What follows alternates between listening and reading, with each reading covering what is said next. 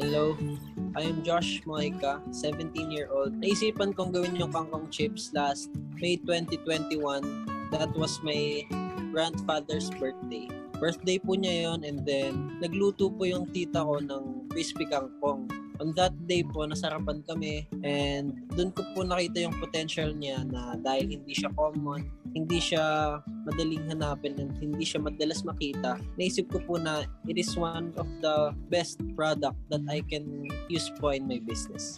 Sa edad na 17, very enterprising at innovative na ang mindset ni Josh dahil meron siyang importanteng goal na gustong abutin.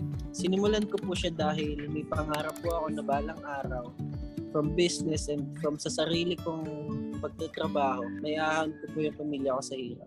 Nakita ko sa kanya nung tinayo niya yung business na kangkong chips, lagi niyang sinasabi sa akin na, "Mama, proud ka ba sa akin?" Kung sinabi po ni Mama, manghang-mangha po siya nun. Kasi sobrang proud po niya sa akin. Though unang step pa lang yun, kahit wala pa akong nararating, proud na po siya dahil nagsimula po ako. Kasi si Mama pangarap po niya na magkaroon ng business, and then hindi po niya nagagawa dahil sa busy sa work. Bata pa lang siya, independent na siya. Lumaki siya na wala ako eh. Inigla ko po sila na tapos na yung finished product, tsaka ko lang po binigay sa kanila yung sample ko. Tsaka ko lang po pinakita sa kanila na na-post ko na. Ito na po yung finished product at natapos ko na po yung unang produkto ng gagawin ko sa anong business. So, nagulat ako nung inabot niya sa akin yung product. May logo na, nakapack na, lahat-lahat kompleto na. Parang nagulat ako, sabi ko, eto yung iniisip ko pa lang eh. Iniisip ko pa gusto kong mangyari, pero ginawa niya na kasi gusto niya talaga na maging proud ako. Maging proud kami ng family ko. I can say po na nagbago po talaga yung takbo ng buhay simula nung nagkaroon po ng business na Kangkong Chips Original. Because kahit po ako, natulungan ko po yung family ko in terms po na financial.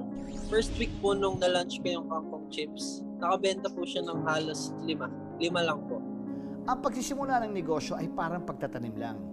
It takes time bago makita ang resulta. Pero sa sipag at pagtutok na ginawa ni Josh, simbilis ng pagtubo ng kangkong ang paglago ng kanyang Kangkong Chips business. From 5 orders po, ngayon po meron po tayong 5,000 orders per day.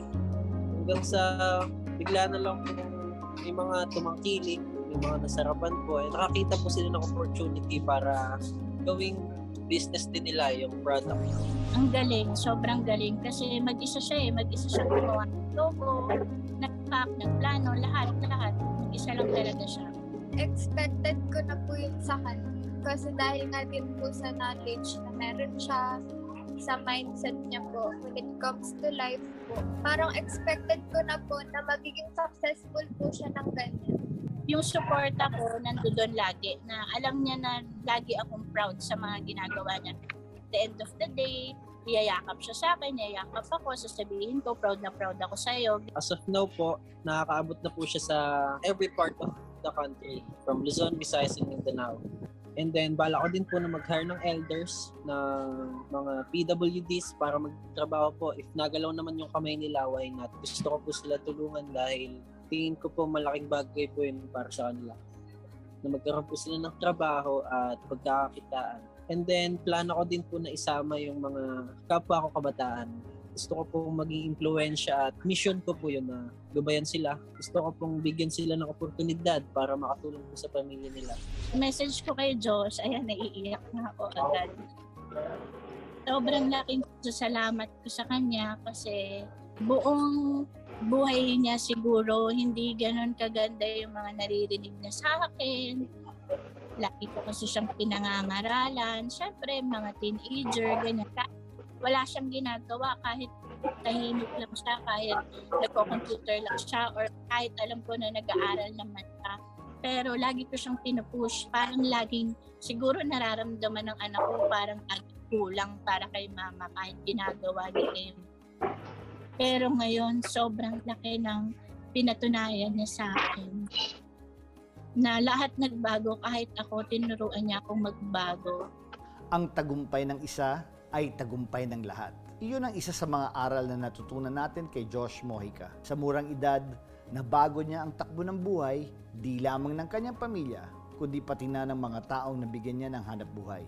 Yan ang tunay na Bida Boss.